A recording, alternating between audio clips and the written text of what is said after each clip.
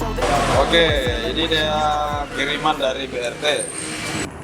Di sini ada cam racingnya dari BRT.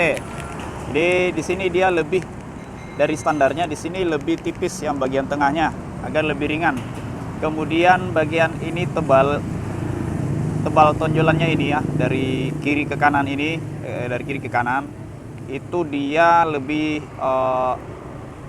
tipis. Oke, kalau standar kan dia agak jauh, jadi dia lebih ringan juga. Oke, di sini nggak pakai ADS ya, nggak pakai ADS. Jadi nanti kalau di starter mungkin dia agak berat. Oke, nggak sama paket Gorilla ya. Kalau paket Gorilla dia 300 cc, dia harus pakai ADS di bagian ini.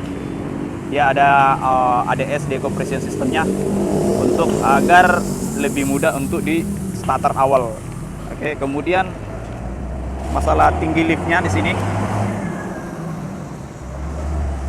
Ya, untuk tipe tune up T4 ya, tipe tune up untuk CRF Mega Pro. Nah, ini adalah top dead center. Ini untuk TMA. Untuk TMA ya. Jadi dia terjadi usaha. Kemudian 60 derajat sebelum TMB. Ini TMB, 60 derajat sebelum TMB. Dari sini tertekan ke sini, jadi klep in itu klep buang itu terbuka. Oke, dari sini ke sini klep buang terbuka dan menutup di sini. Oke, menutup di sini. Jadi 26 derajat sebelum TMA klep itu bersamaan terbuka. Jadi klep exhaust membuka dan klep in sudah membuka juga. Klep exhaustnya sudah mau tertutup, kemudian klep innya sudah mau membuka. Oke, jadi di situ ada terjadi overlapping namanya. Oke, jadi overlappingnya itu 26 tambah 26. Oke, overlappingnya itu ya. Jadi ini derajatnya ya, derajatnya. Kemudian ketinggiannya pada saat overlapping itu adalah 2,8 mili. Oke. Kemudian tinggi domenya, tinggi tonjolan okenasnya adalah 8,5. Ya, sama ya, In dan X sama. Oke. Nah, jadi seperti itu penjelasannya ya. Nah,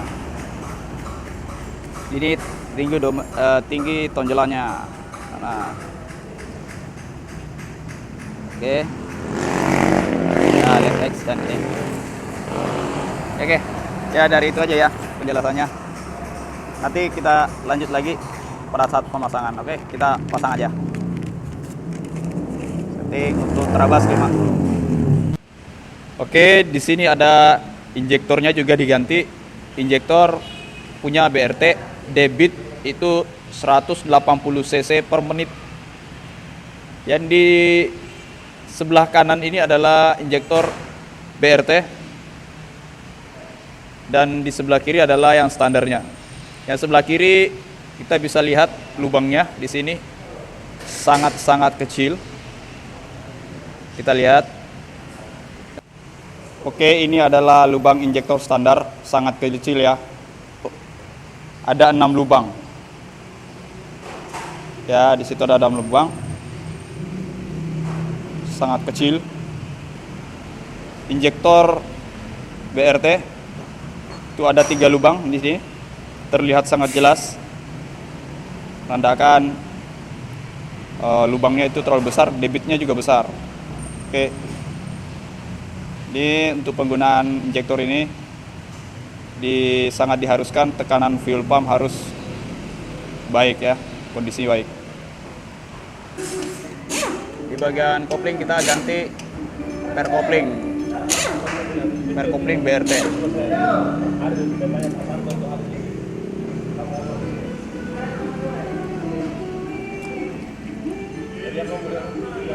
Untuk sebelum ganti per kopling, bagian ini kita harus bersihkan ya, supaya pelumasan lebih bersih.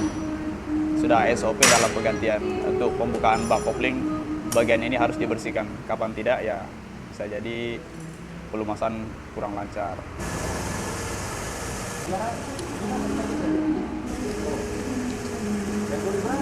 Ini adalah stemnya.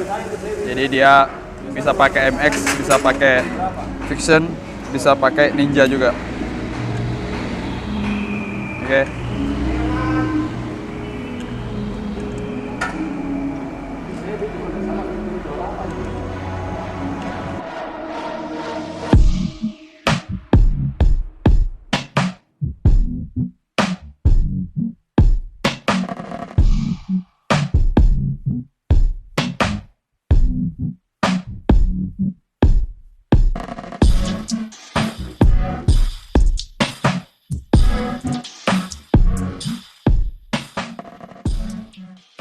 Oke Mas Bro, ini dia perbedaan camnya. Ini adalah cam standar. Di sini lebih besar. Kemudian bagian ini lebih tebal. Kemudian cam racing BRT dia lebih tipis dan ini lebih tipis, jadi lebih ringan. Kemudian tonjolannya dia lebih tinggi. Ya. Saya mau kejadian kayak itu hari. Nah, ini throttle bodinya bro. Throttle bodinya nggak diganti, harusnya ganti. Ya 34 lah throttle body. Wah, orangnya nggak mau. Ini potong. Ya nggak apa-apa. Apanya potong semua? B kurang maksimal. Tenaga 210 cc kurang maksimal kalau nggak ganti. Dari Ya Mas Bro. Jadi ada yang bertanya di sini kalau misalnya dia sehernya 68, bloknya sudah 68. Di sini nggak perlu korek-korek ya. Jadi bisa blok standar. Jadi yang standarnya aja nggak nyangkut kalau untuk blok BRT. Jadi nggak perlu diganggu ininya ya. Masih bisa. Oke, tips untuk teman-teman. Jadi selalu kejadian kalau misalnya ganti blok BRT, dia bocor di bagian headnya. Jadi pertemuan antara head dan blok itu bocor, merembes bagian oli di bagian sini. Itu karena posisi lubang bos silinder itu terlalu pendek. Oke. Jadi kita pakai bos yang standarnya itu terlalu pendek. Jadi untuk menghindari kesalahan tersebut, sebelum kita pasang bosnya kita potong ya, sekitar 1 mili aja. Ini terlalu pendek.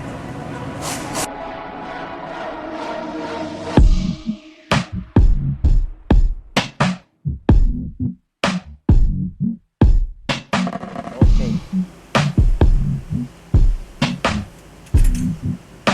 Awet, tahan panas. Tidak berisik. Bisa tidak? Bisa tidak Korea?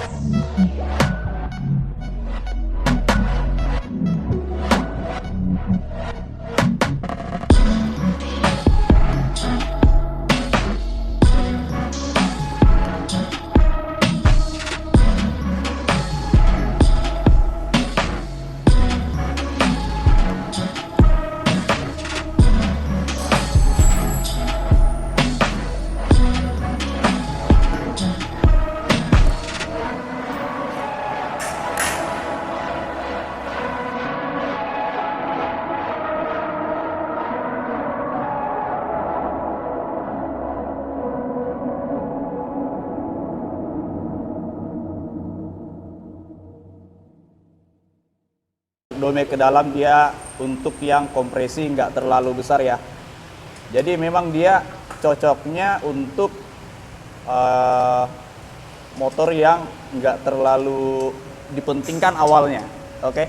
Jadi untuk kompresi yang lebih tinggi otomatis untuk motor yang lebih ganas tarikan awalnya. Jadi domainnya di sini untuk meningkatkan kompresi, menentukan tingkat kompresinya.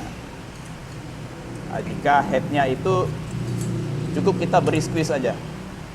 Jadi headnya itu kita ukir aja. Oke, terus juga tempat untuk kotorannya itu tetap ada. Jadi bore up itu tidak selamanya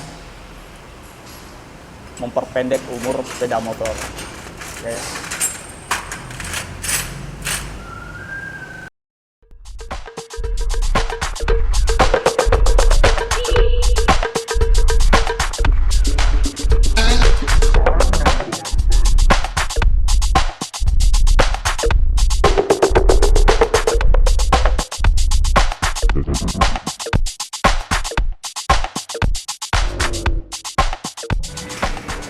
Ini knalpotnya ini mesti ganti ya.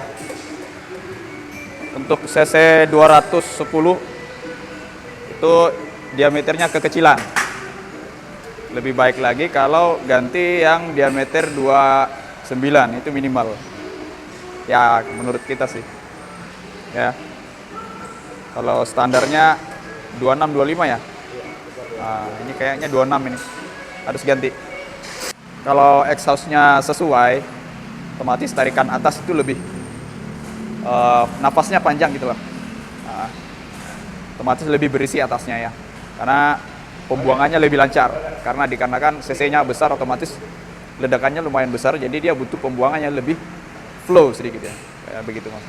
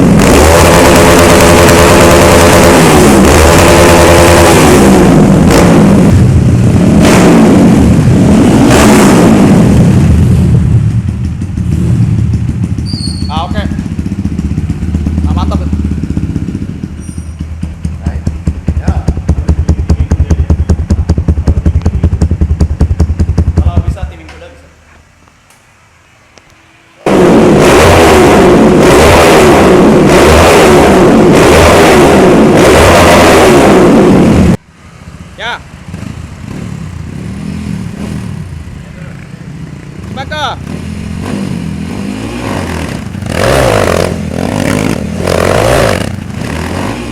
all the lies and all the times you cried, saying that I wasn't right.